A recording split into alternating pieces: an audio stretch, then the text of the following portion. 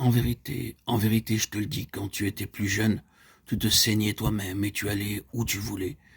Mais quand tu seras vieux, tu étendras tes mains et un autre te ceindra et te mènera où tu ne voudras pas. Jean 21, 18. C'est ainsi que le Seigneur a prédit la fin de Pierre. Pierre était très énergique, il avait une forte personnalité. Selon la tradition chrétienne, il fut crucifié la tête en bas. Il était vraiment très courageux. Cependant, qu'a dit très exactement le Seigneur à son égard? Il a dit qu'il serait conduit par les hommes là où il n'aurait pas aimé aller. Avec l'avantage de recul historique dont nous disposons, nous savons qu'il a été promu, et cela depuis 19 siècles, père de l'Église, par le système catholique romain. Il a été placé sur le trône de Rome.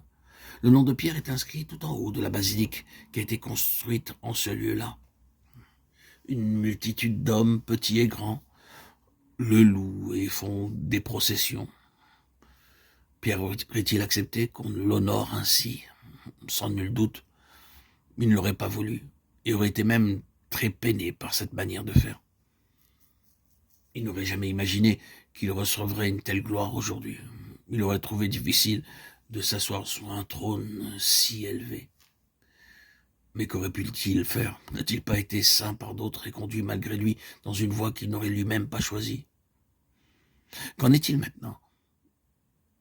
Son témoignage est complètement enterré. Bien peu se rendent compte que le témoignage de Pierre est battu en brèche de nos jours. Les gens pensent d'ordinaire qu'être sauvé, c'est la plus heureuse de toutes les expériences. Et je veux aussi m'empresser de dire que le salut produit des effets très heureux et libérateurs sur les rachetés. Mais l'expérience du salut n'est pas uniquement pour notre propre satisfaction, ni pour nous permettre d'agir comme nous l'entendons. Au contraire, il amène le peuple de Dieu à se placer sous la seule autorité du Seigneur. C'est ce salut que Pierre était chargé de proclamer. Ensuite, considérons quelle fut la fin de Paul. Paul demeura au domicile qu'il avait loué. Acte 28, 30.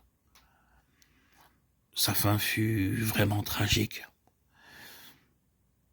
Il devait vivre dans une maison qu'il avait lui-même louée au préalable. Paul avait pu vivre à Éphèse ou même à Corinthe, mais maintenant, il n'avait pas de domicile fixe, il n'avait même pas d'habitation personnelle.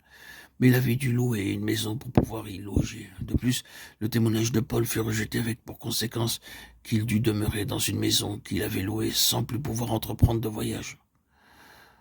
Au début, Paul, en toute liberté, pouvait aller vers les croyants, les rencontrer et les enseigner. Maintenant, les croyants devaient aller chez lui. Que vous croyez ou non en la vérité, Paul ne peut plus déranger vos projets en allant vers vous. Vous devez vous décider vous-même. Paul a été rejeté par les puissants. Ils l'ont emprisonné dans Rome, et à moins d'y aller pour le chercher, vous ne verrez plus désormais son visage. Aujourd'hui, beaucoup de personnes savent seulement réciter des prières et lire les credos de leur dénomination. Ils sont dans leur maison, ils ne visitent pas Paul à son domicile. Il ne sert de rien de s'occuper de la dîme, de la menthe et de la nette. Matthieu 22, 33. Nous devons chercher à découvrir la réelle signification des lettres de Paul. Car les lettres aux Corinthiens nous sont adressées aussi bien qu'à eux. Elles sont destinées à toute l'Église de Dieu. Mais maintenant, Paul est tenu au secret par les hommes. Il ne peut plus venir vers nous pour nous rencontrer. Cependant, recherchons-le avec empressement. Découvrons la réelle signification de son témoignage et ne laissons rien nous en éloigner. Je voudrais en toute franchise vous déclarer ceci. Ceux qui ne veulent pas s'appliquer à cette recherche ne verront jamais Paul, ni ne comprendront jamais son témoignage. Ceux qui ne paieront pas le prix ne trouveront jamais la vérité.